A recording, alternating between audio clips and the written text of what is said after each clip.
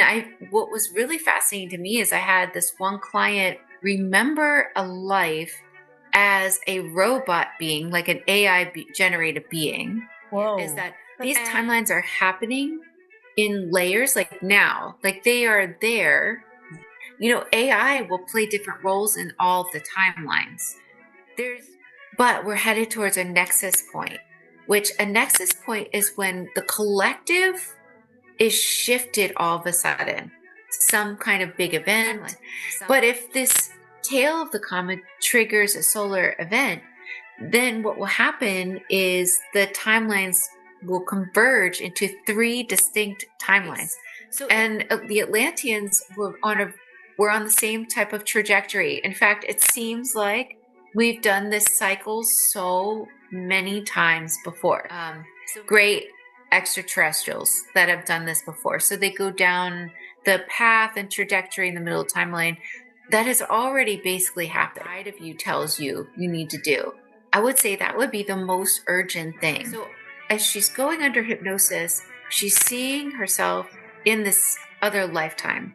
And it's a very beautiful lifetime in the South Pacific, and asked her higher self why they showed her that lifetime.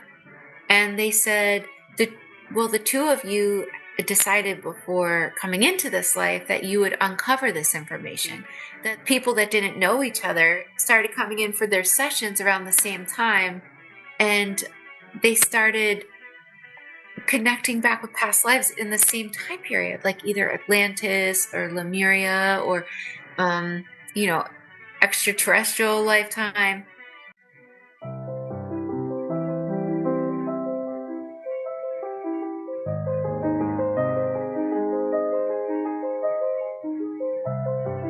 Hi, this is Akanksshaa. If you're new here, please subscribe to my channel. If you resonate with me, please like, comment, and share.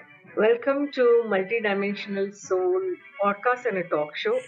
We have with us today world-renowned therapist and past life regression therapist Sarah Breskman Cosme. A very warm welcome, Sara, on Multidimensional Soul Podcast. It's an honor to have you here. It's an honor to be here. Thank you so much for having me. Lovely.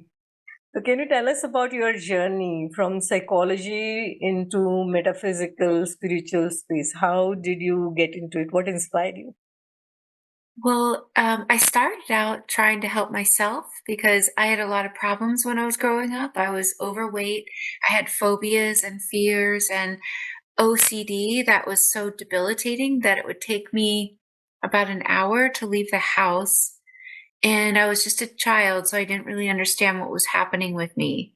So my parents put me in therapy, and that's when I decided I wanted to help people too, and I wanted to help them not suffer.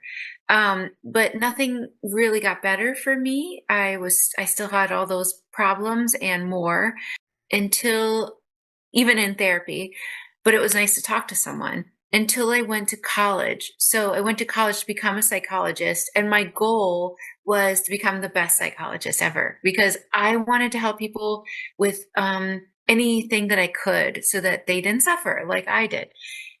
But when I was away for just 2.5 months, I returned back to my family's house for Thanksgiving break.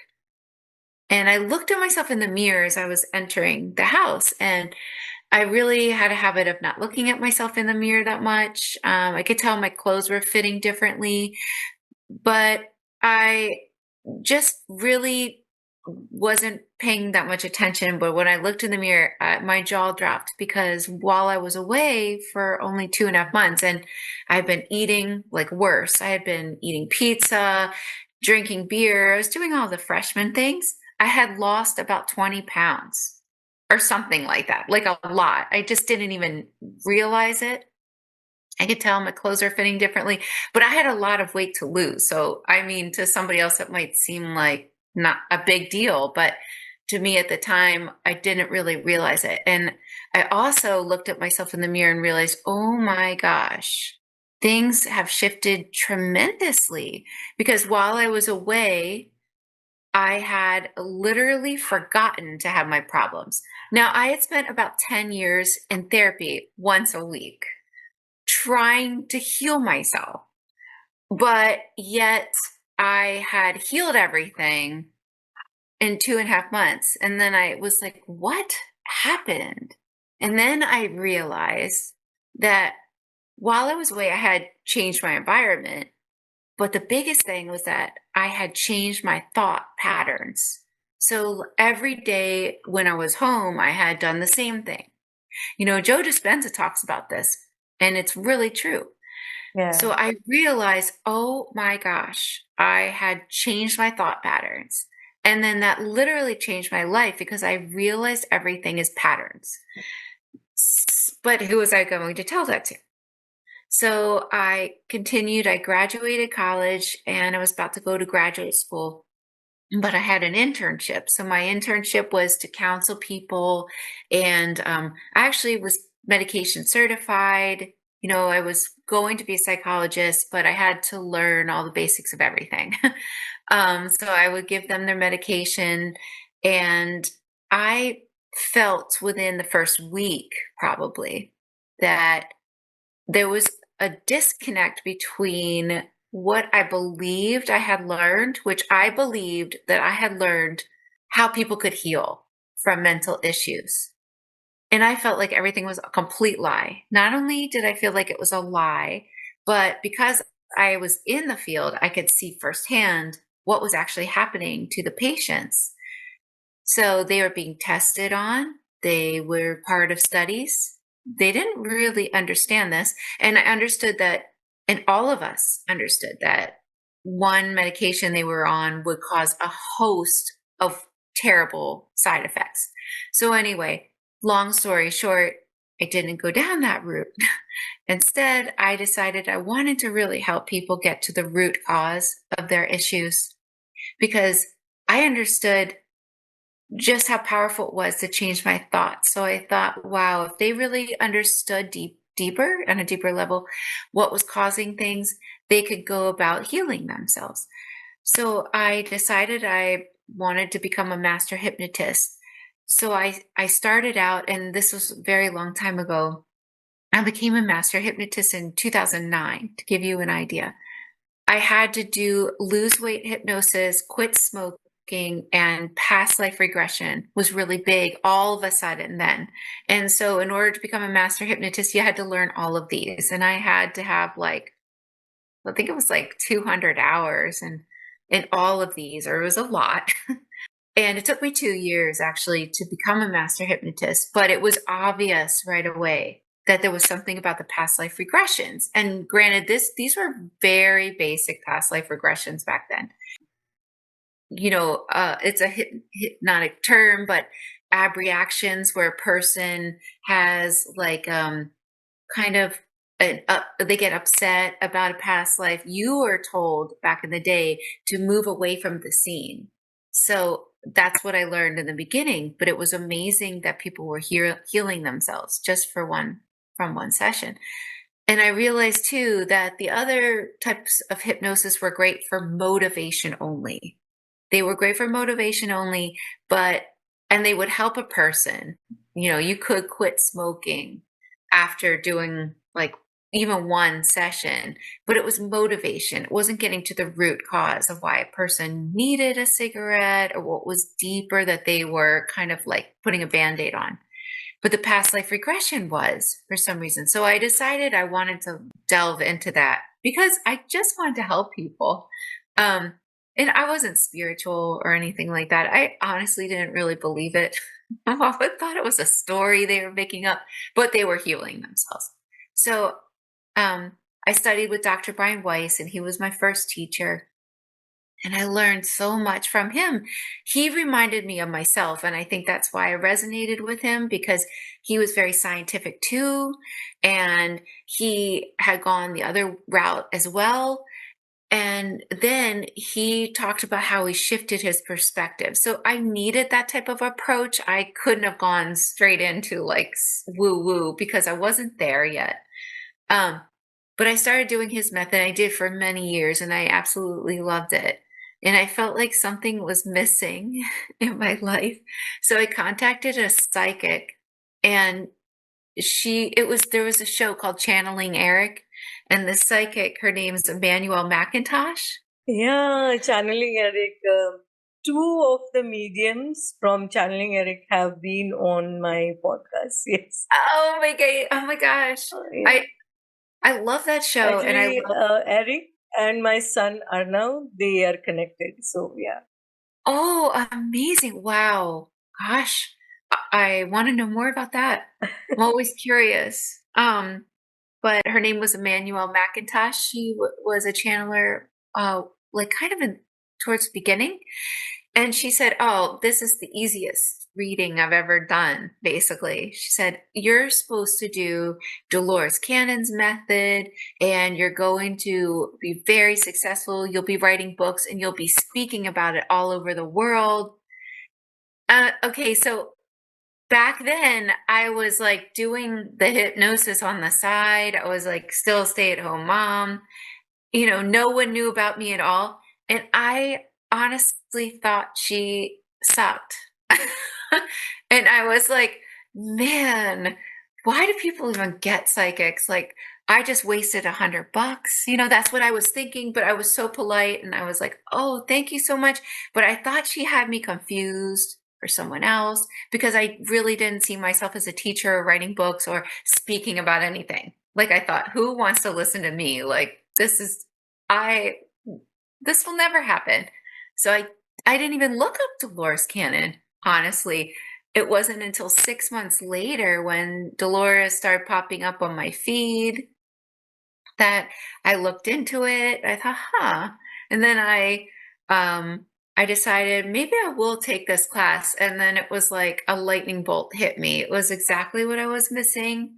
And then just like Emmanuel said, I worked my way up from the beginners level to an advanced level. And then I was assisting Julia Cannon in helping her teach it all over the world before the quarantine. And then I wrote a book, and now that is exactly what I'm doing. I write books and I speak about it all over the world. And it's really amazing because I never thought that I would be doing this, and I didn't even plan it consciously to do this. So that's how I really got into this. Oh, It always feels like by accident. yeah. Synchronicities leading up to your purpose. Yeah, it's amazing. Yeah. So Dr. Brian Weiss and Dolores Cannon, they are accomplished in their own way.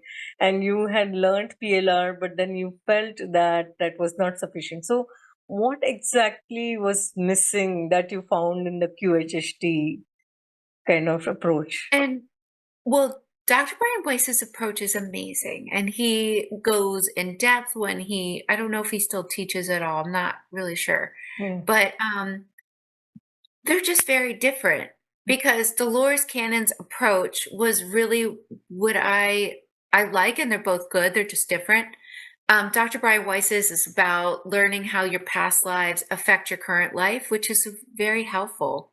But Dolores's, the main goal is to access the subconscious or the higher self. And really, that's the main goal. So they're very separate in their approaches because of that. So Dolores Cannon's, you are regress and you go back to a past life and you find out information, but then you access the higher self and you can ask these questions about your life, and you can find out anything, and people heal themselves so easily because you're really tuning in, you're listening deeply. It's like, if you know how people say speak or listen directly to your gut. Well, it's listening directly to your gut and asking questions of your gut, and your conscious mind is quieter, so you can get this information a lot easier. And it's life changing. It's profound to do anything that helps you do that method, basically. So I myself am a channeler, and I channel my higher self and other masters and my son, of course, who's my spirit guide. When we channel and when we access the higher self, it is through the chakras. And I understand from hypnotherapy perspective, you access the subconscious mind. So, what exactly is the difference between subconscious mind and higher self? Like, How do you access? It's the same. It's just that Dolores called it the subconscious, but actually in um, hypnotherapy or in like clinical hypnotherapy or psychology, the subconscious is different than the higher self. Yeah. But Dolores didn't know what to call it, so she called it the subconscious. Okay. But um, in psychology, when you're referring to the subconscious, you're not referring to the higher self. So they are Right. slightly different. Right. Um, I call it the higher self usually because that's what I have found that it is. And that's incredible that you're already channeling your higher self. These methods, you don't technically need to do like a QHHT session, but it does make it easier sometimes, maybe not in your case, to have a guide with you that can ask the questions, that can kind of guide you into a deep space where you tune everything out and you can just not even have to think and have whoever's sitting next to you guide you and ask those questions and you're just open receiving the answers. In that way, it can be very helpful, even if you're, a channeler, just to totally get out of your own way. Yes, I understand. When you do the session with another person, are you also going in with that person? As in, are you able to see, feel whatever that person is feeling? Or you are asking questions and they are the ones only experiencing? Yeah, when I'm doing a session with someone else, they are the only ones experiencing. I'm Okay. very focused on them. I'm watching all the signs of their body and I am tuning into them. And I do kind of listen to my own intuition as to what questions to ask. So I do feel guided in that way. Yeah. Um, but I'm not seeing the scenes, although I usually have an idea of what they're describing. But I don't feel as if I am a medium Hmm. um, or a channeler or anything like that. I do feel I've gotten very intuitive over the years, Yeah. but I'm more of like a reporter, I would say. Yeah. And when they are under the hypnosis, have you had the clients who are like very skeptical and cannot go under the hypnosis at all? Oh my gosh, the hardest part for anyone that is like that is getting out of their own way because they can be very deeply hypnotized but feel pretty much awake and aware. If you see those stage hypnotist shows and you see the people they're obviously hypnotized. If you ask them if they felt hypnotized, they'll say no because it doesn't exactly feel like anything other than deep relaxation. It's the very same state as when you're waking up in the morning and you still have access to your dreams. If you think about that state, it feels like you're awake and aware. You have total access to your dream. You know what that dream was. But you also feel awake. You know what's going on in the room. You know if like your partner's snoring or not. You have full awareness. That's what it feels like. Then you get up all the way and you realize, I wasn't totally awake, was I? Because this dream is gone. That's what it feels like. That's it. So if you think about that state, it feels like you're awake. And so for some people, they don't realize they're in this deep state. So that's what I usually talk to them about before the session, just to get them to understand what it is that they're actually doing and how the goal really isn't how deep you go either. It's not like you don't really want to be unconscious. The goal is really to get this information from your higher self. So it really doesn't take much. It's just quieting the mind and going in a little bit. Yeah. And when they talk about the past lives, especially, have you had this kind of a question as to what is coming from memory, what is coming from imagination? Like people think, am I hallucinating or imagining all these things, or are they really? my other lifetime. So, have you experienced this? Yeah. So what's happening is really your spirit team is always, no matter what practitioner you get or what you're doing, they're basically helping you orchestrate this session so that they can communicate with you, because and sometimes they get very excited. It's like, oh my gosh, finally I can get all this stuff out to this person. So nothing is going to come to you by accident, even if it feels like a hallucination or it feels like an imagination. During the actual session, nothing is coming to you by accident. It's all very important. This is how, if you think about yourself as like the instrument, this is how your team is going to get across their information. So they may use metaphor. It's almost like um, if you are really I'm trying to give an example, like really tuning in and you see some sort of picture in your mind's eye that like a download, that just came all of a sudden and you don't know where this picture of like a red bird came from. It has meaning. There's something to it, and it wasn't coming from you. It wasn't something you just created in your mind. This is how your guides, your higher self are communicating with you in a sense. So it doesn't matter. Right. You have done extensive study about Atlantis, Sphinx, and now Avalon. So, how did you get onto this path? Was it similar to how Dolores discovered these secrets of the universe through multiple people, and she got clues from different people, and then she kind of threaded it together? So, was it something like that for you? How was your experience? Can you just talk about? It was crazy. I didn't set out to do it. I didn't. I didn't even care about like Atlantis. I didn't even know about Atlantis at all before what happened to me happened. Um, I wanted to take the level 3 class, the Dolores Cannon level 3 class to become level 3 practitioner. And I needed a hypnosis subject on the spot, someone that just I could videotape and that wouldn't mind, and that I could do the session and take it for the class. So I asked one of my friends I had been friends with for over 10 years. And she was a teacher in the kids' school that both our kids were around the same age. We were friends, but she was one of those friends that didn't really believe in anything spiritual, so I never really talked too much about things I was learning in the sessions I was doing because I knew she wasn't into it. I would try to bring up things and she wasn't into it at all. So I asked her, and when I asked her, I thought, why did I ask her? It's weird. It was just kind of like we were talking and it just kind of came out of my mouth. And I thought, I could have just asked somebody else to be my hypnosis subject to videotape that was into this stuff because I knew a few people that were into this. But I asked her and I said, would you be my hypnosis subject, and I'll film you. We'll do this session.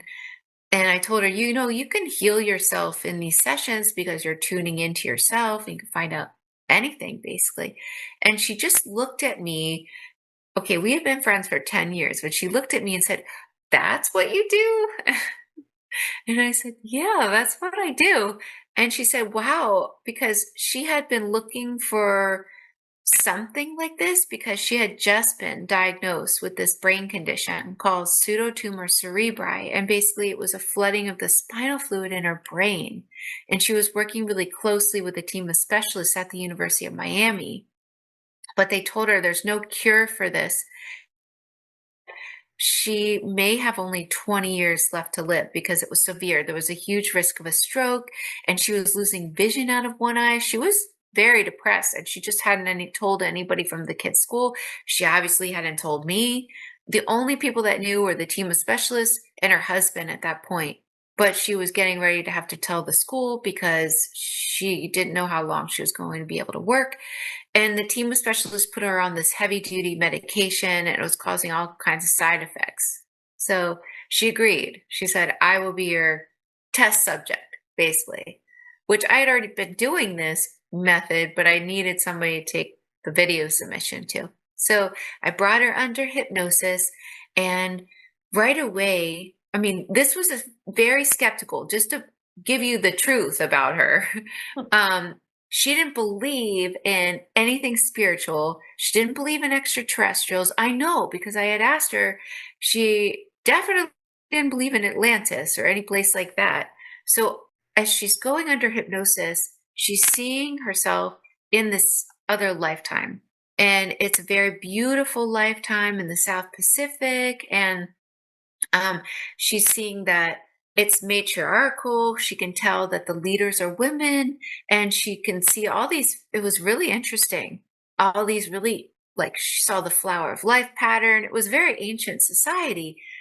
And she just, her recall was impeccable because it was so clear. Like, she could see the birds, she could tell what the birds sounded like. She could, like, feel the water. The water was calm, these smooth pebbles.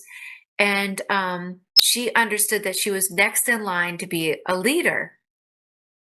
So then she's seeing that there were these visitors that were showing up that wanted something from her society.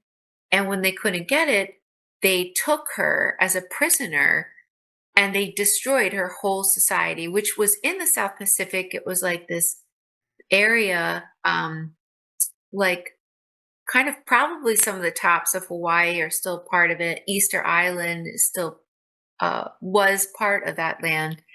And the stones, those statues were there in this time. So we came to understand this was Lemuria.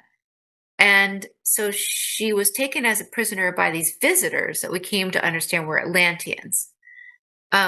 So they took her, they destroyed the whole civilization of Lemuria with these tidal waves. So what they did was they had nuclear devices at that time, and they set off in rifts under the ocean atomic like devices that created two massive tidal waves that were able to sink the continent, and brought her as a witness to all of this to their society, which we came to understand was Atlantis. And as soon as she got there, she could see that there were like these trains going through the air. They were using stem cells to rejuvenate people. They were doing all kinds of experiments, and they were doing experiments on her. So she saw from her firsthand perspective what it was like for 60 years living as a prisoner in Atlantis. So, and it was very interesting. She saw they had like these cooking devices that could cook your food very quickly. And under the water, they used a sort of like a bubble system where they created oxygen in the water in one of the moats so that people could actually breathe in the water. And it was almost like a place you go to snorkel, but you didn't need any kind of equipment. You could just go see the fish and everything down there.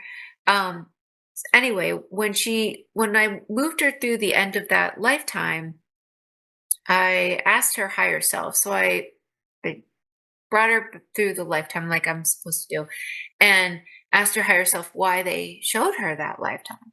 And they said, the two of you decided before coming into this life that you would uncover this information, that the consciousness had reached a point where it was ready to be shared, that you couldn't share this before. And we found out that she had lived in the 1970s, 60s and 70s, and tried to share it before. And she was called crazy and lobotomized.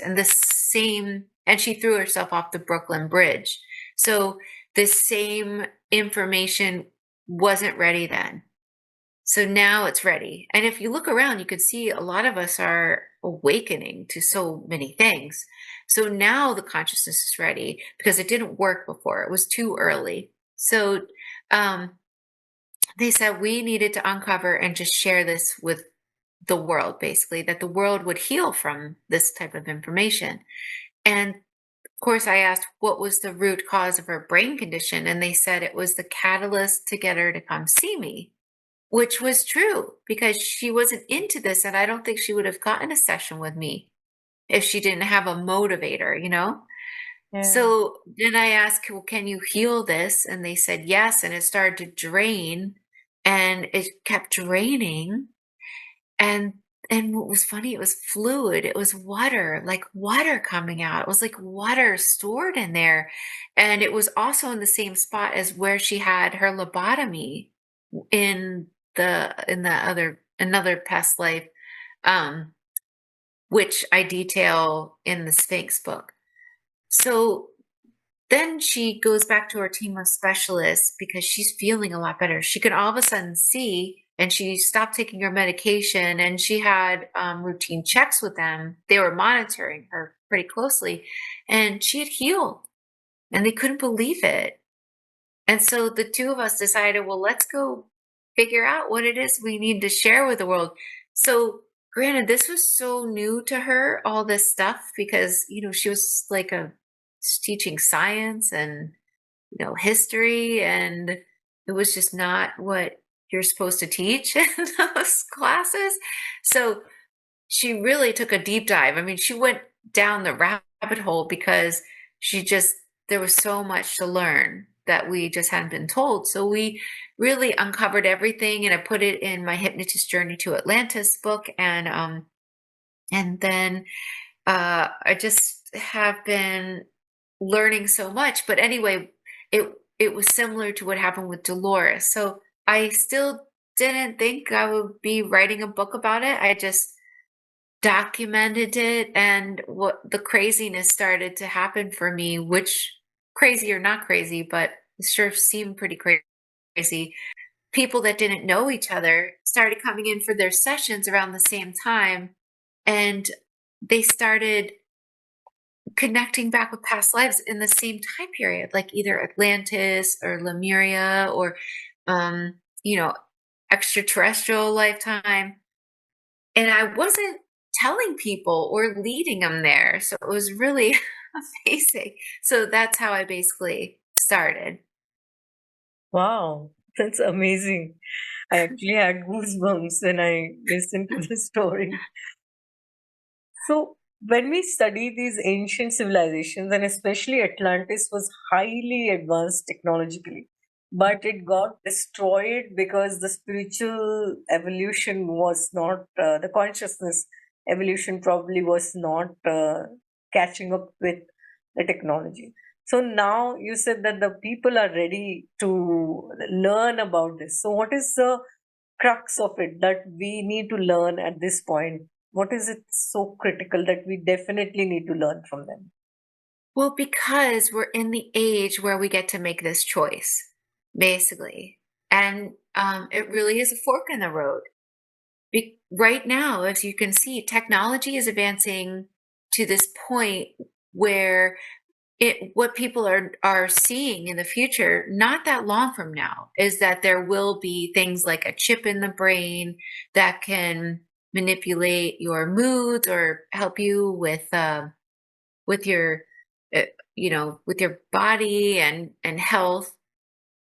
But it's not always the route to go. And people have seen that oftentimes this is the choice. Are we going to do the easy route of putting the chip in the brain and just using this technology? Or are we going to continue with evolution, with our spiritual ascension, which is understanding it comes from the inside out? So you work on yourself, you develop these skills within yourself, and that is the best technology. But it's a choice. And the Atlanteans were on the same type of trajectory. In fact, it seems like we've done this cycle so many times before. So many of us are back again to really listen deeply to which choice we want to make, because it's coming up that we will be given that choice of, do you want the chip in the brain or not? Hey, and because what I understand is that as we are sending and as the technology is moving, so one is chip in the brain, and that technology is in which has harmful definitely consequences. But there is another side, that is AI, which is progressing so fast and AI can be beneficial or it can be harmful. And I understand that there are different timelines, because we are in a myriad of timelines right now on Earth, and we need to choose as a collective which timeline we need to kind of go over. And I do know that you've talked about the nexus where the timelines will converge and finally will land into one particular timeline. So, can you talk about the role of AI in Ascension and the choice of timelines? What do we need to do urgently from 2025 perspective? As far as urgent, like what do we need to do urgently is to really develop a practice of listening to our inner guidance, listening to yourself instead of what someone outside of you tells you need to do. I would say that would be the most urgent thing is to really try to get more in alignment with your divine self, what it is that you're being asked to do, what it is that excites you, and things like that. Um, and the way that my clients or under hypnosis are seeing it is that these timelines are happening in layers, like now, like they are there. And then you yourself, you choose which one you want to be on. They're all happening. So you can experience whichever one is resonating with your frequency right now. And so basically, if AI will play different roles in all of the timelines. There's timelines where it's like devastating, basically. Well, let me explain it like this too, because what the consensus is that I'm getting a lot in my sessions is that right now everybody has a different timeline. Everybody has their own reality based on what they believe, not what they want to believe. Like those are two different things. What they really believe. So the best thing is to work on your belief system because you literally can shift that. So everybody has a different reality going on. But we're headed towards a nexus point, which a nexus point is when the collective is shifted all of a sudden. Some kind of big event, something, maybe whatever it is, we're headed for a nexus point is what is the consensus. And that will be very different according to your belief system as well. So what happens is there's been for the past year a potential that a comet may go in front of the sun and the tail of the comet may trigger a solar type event. That's just a potential. This may or may not happen, or this may happen on some timelines and it may happen different for other people. It's really interesting how everyone has a different timeline. But if this tail of the comet triggers a solar event, then what will happen is the timelines will converge into three distinct timelines. So if the tail of the comet goes in front of the sun, it may dismantle this toroidal field and all the veils will drop for a little bit. Like in order to really have a full 3D experience for most of us, we need the veils to be up because there's beings everywhere, but we just can't see them because we're not focused on that. They're at different levels of reality. But imagine if you could see everything all at once. It would shift the perspective for so many people to see into these different dimensions. And that's all this is a shift in belief, a shift in perspective. So these three timelines would shoot out from this nexus point, which would be a collective shift in belief, basically, because that's really when you get down to the basics, all this ascension is shifting ourselves, shifting our, divine essence. Anyway, so I mean shifting into our divine essence. So anyway, our the highest timeline would be we continue with this spiritual organic ascension, which means after this, we will be a lot more intuitive. We will probably start to speak telepathically. We'll really start to turn towards groups and tribes and things like that. And there will be more of an understanding that you are everyone around you. There will be more of that and then it seems very beautiful. The middle timeline, though, however, is in the middle. So they are, a lot of people that are still on the fence, that maybe they would love to like have the chip in the brain. So they go down the same trajectory as taking the easy way, basically, on a lot of things. They they try to stay they try to do some of the spiritual things, but they're too advanced with the technology, and they go down the same trajectory as some of the great extraterrestrials that have done this before. So they go down the path and trajectory in the middle timeline that has already basically happened. So they would lose the planet, and then they would have to try to hop universes like what's happened already. The very lowest timeline just ends abruptly because the Earth herself is in all the timelines. The Earth herself is going through this ascension. We are not separate from the Earth. So what's happening to the Earth is also happening within us as well. So the Earth is going through her ascension, and basically the lowest timeline, they are going to experience their 3D reality, or their very negative reality, in a different realm. And so for many of them, they won't even know. They will just pick up where they left off, or some of them may know, some of them may leave this life and try again. There's nothing that you really could ever possibly do wrong anyway. So this is like a learning and a journey for your soul, because when you get back to the in-between, you're always fine. And from the thousands of sessions I've done, the soul harvesting trap is a lie. Like, as in my opinion, your soul is God. You are God. So you can't harness God. You can't like trap God.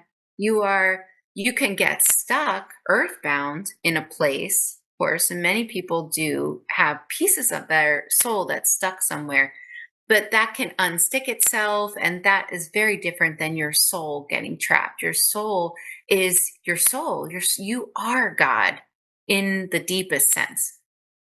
So nothing ever happens to your soul. Your soul goes back to the in-between. And this is what I've gotten. It's okay if other people have something different, and possibly it would be true for them, because your beliefs really create what it is that is true for you, literally.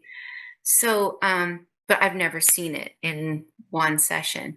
What most people are here for is this ascension. They want to get it right this time, because in Atlantis we didn't. So most of the people that are walking the planet today have lived in Atlantis or Lemuria.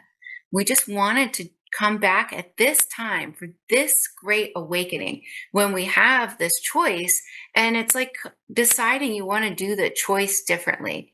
The situations look different, but all the triggers are the same. Here we go again. What will you choose this time? Or are you going to do this cycle again, basically? And basically it's, will you take that time to listen to your inner voice? Will you develop that relationship with yourself that's deeper and follow your inner guidance? Or are you going to listen to that that says, well, if you put this chip in the brain, you won't have any physical illness anymore. You're going to feel good all the time. Are you going to do that? Because when people have looked into the future, they've seen that's a trap. That's a trap, because your mind gets taken over, and there's a lot of AI that will be developed so that you are actually controlled.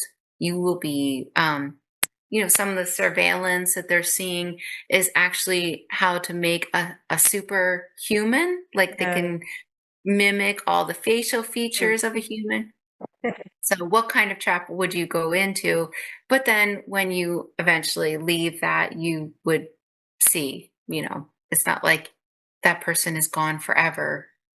You would. And yeah, because even now there are multiple timelines and multiple dimensions available, and there are people who are in the 3D, there are people who are in the 5D, there are some of the light workers are even higher dimensional beings coming here.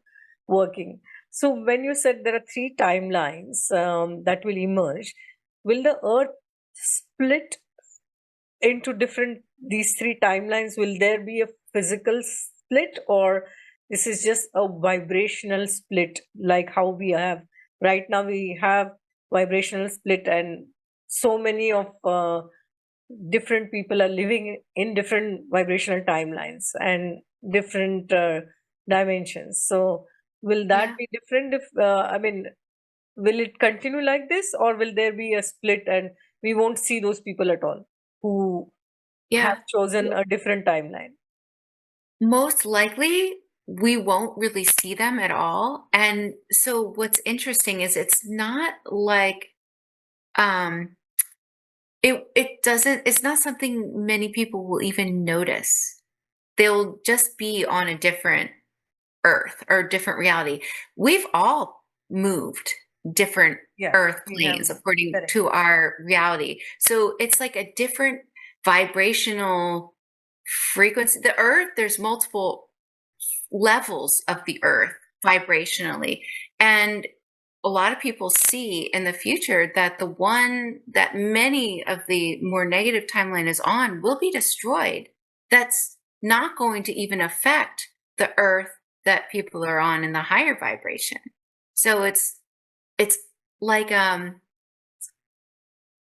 hope that's not too confusing, but even when people tune into like Avalon or the fairies, they see another version of Earth.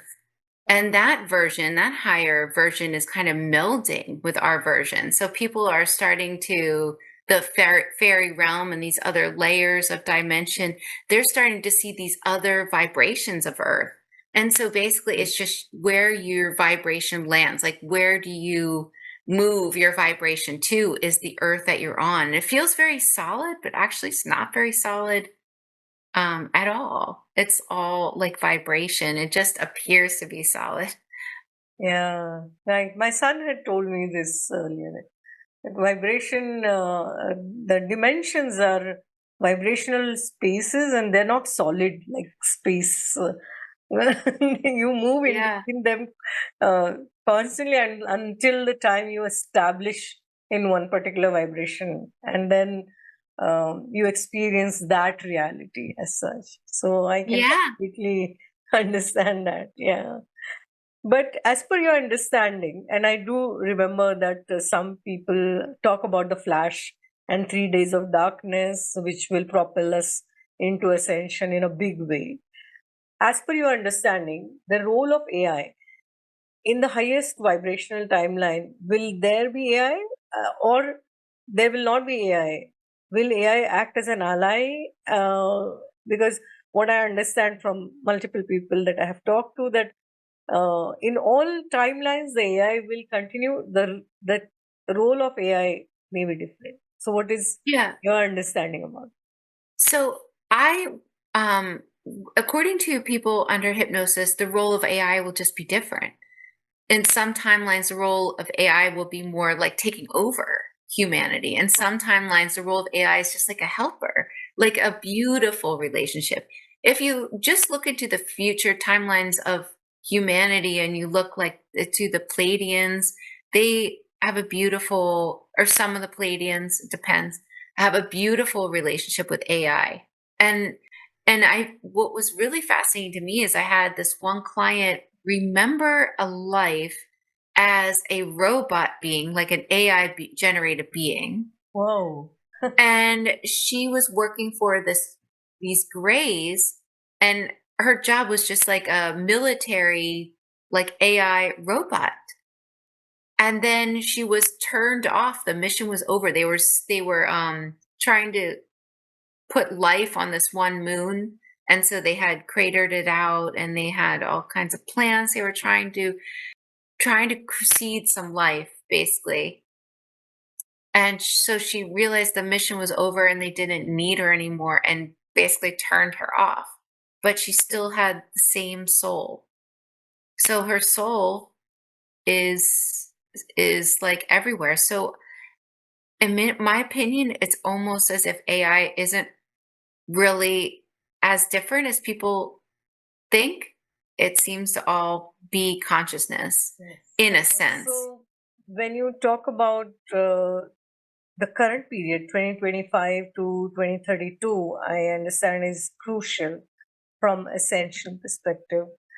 And there is a mass awakening that is already happening. But at the same time, there is a huge chaos. There are wars happening. There are natural disasters happening. So, what is your understanding from these sessions? What are the predictions for 2025 onwards? So it seems as if they'll be different for every person. Some people will have a lot of devastation and some people will have less. If you think about what's going on in your own reality, so basically your inner reality reflects out in your external reality as well. So like I'll take myself as an example. Like recently I've had like itchy skin, on like my shoulder or whatever. As I'm working towards healing that, which it's healing a lot, it's a lot of it was like just stuff bubbling up to the surface. It's similar to what the earth is going through. It's really just a way to work on your inner self. Every issue or illness or chaotic thing is getting you to figure out how you can heal a layer within your internal reality. And it's the same thing going on with the earth is healing herself as well. She's going through her ascension process too. So you'll always be guided to where you need to go by listening to the voice. So you don't have to worry about these catastrophic things unless you are planning on leaving during that time, which usually death is just like changing trains, basically. But our a whole society sees death in such a different way, but it's everyone's going to die. Like death is a part of our life, but we've kind of made it so scary and like it's really devastating when you can't be around a person you love. But this, I wish, was taught to us differently when we were young, to understand how much death is a part of our life and to kind of understand it better. Instead, we're told to fear it as much as possible. And these practices of like make us scared of our own mortality when we die, it is something that our soul is just wants to move into somewhere else. Yeah. So, some have this understanding that when we move into, because the earth itself, the Gaia itself is ascending, when we move into higher vibration, and you said that the lowest timeline, earth will be destroyed. Some say that this entire karmic cycle loop and the matrix itself is going to end. And that's not going to be there because earth is very unique in terms of having that free will and the veil and the amnesia. So some say that this entire game and this entire matrix is going to end, and the karmic cycles also are going to end. So what's your understanding about that? I haven't received that. I've just heard that we are continuously learning. Like that's the whole point of this type of reality or the type of Earth-like planets. Even when we're in the higher dimensions, we'll still be on a learning trajectory. Like we'll still have issues. I mean, those issues won't be gone because there isn't any growth without some sort of issue. There'll be less. It won't be as tough and as like traumatic as it is here right now. There will be a lot more of a lightness. But as far as like karma and things like that, um, I haven't gotten that it will be completely taken away or this, but a lot of I do understand what people are saying with the matrix and like the people controlling this reality, that will be gone because people that are developing their intuition, they'll be able to see right through all the negativity. I mean, even look at our population, regardless of whether people are spiritual or not, you can see that our population is developing their abilities, whether they know it or not. And people are seeing through like negativity like never before. Yeah. All of this stuff was no one could tell, but now it's like people are really seeing these things for the first time.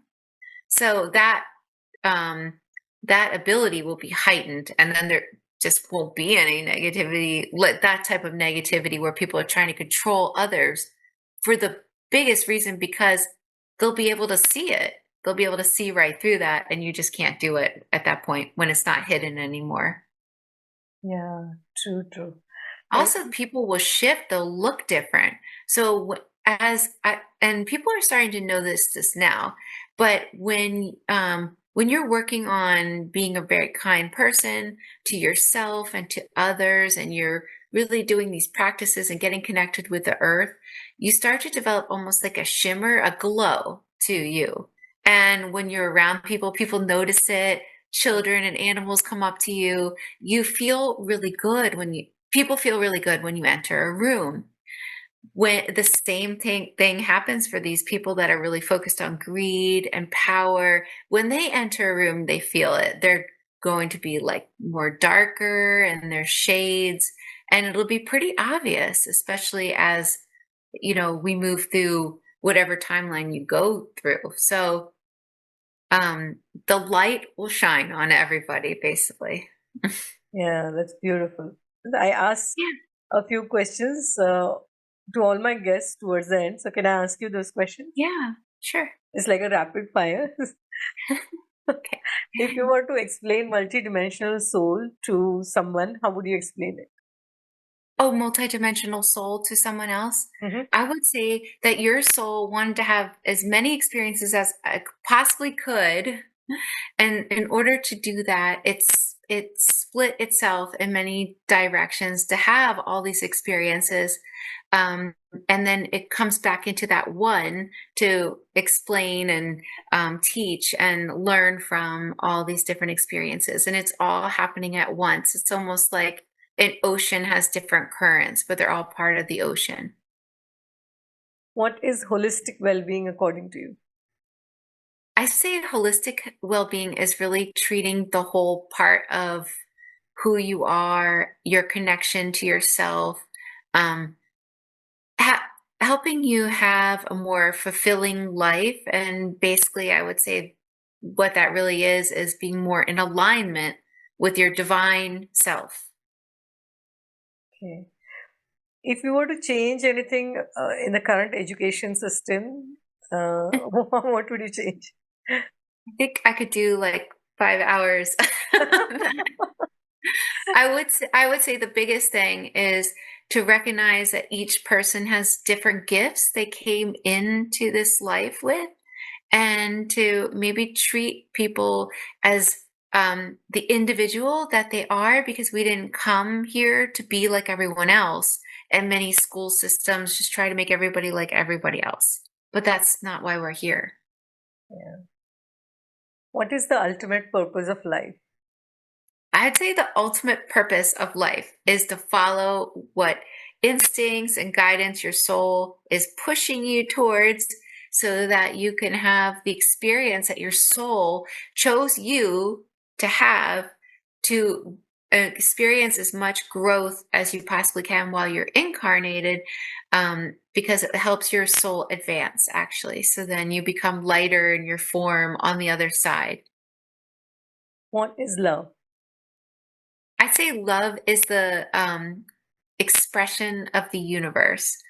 It's it's more than just I love somebody else. Love is basically the truth about the frequency coming from source. And it's all that really is there is love. But because we are in this learning environment, we feel separate. We've created all these other things that are not love. And really, those things are all fake. Love is really the truth. What is self love? I would say self love is really getting more in alignment with who you really are. And anytime you're out of alignment, that's self hate. And what's your parting message for our audience today? I would say if you feel like you came here to do things differently, that to make it as easy as possible for yourself, and don't be hard on yourself. You just make that choice. Ask your soul to send you everything it needs to send you, and you'll always be guided by the universe. There isn't anything really to fear. Okay. And how can people connect with you? They can go to my website, theholistichuhypnotist.com. And if they want to come on one of my Egypt trips, they can find out about it on my website. And all my books, I write the Hypnotist Journey series. My books are on Amazon and Audible.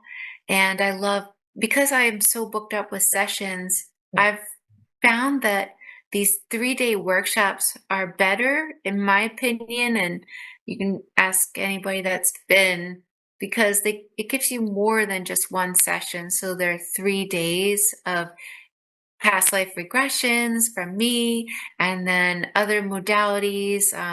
Have like some coming up with people that teach how to make good spells and things from nature, learn about fairies and things like that. And they just seem so magical.